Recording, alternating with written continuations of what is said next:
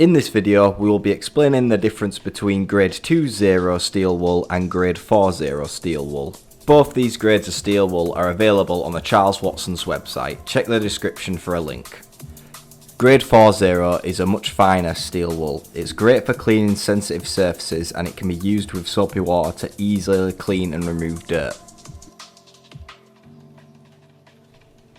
Grade 2.0 steel wool is not as delicate as grade 4.0 steel wool, but it has harder abrasive properties, making it great for surface preparation when used with an appropriate solvent.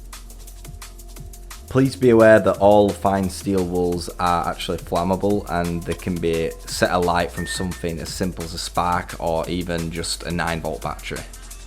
Now we're going to get on to the different uses for each grade of steel wool.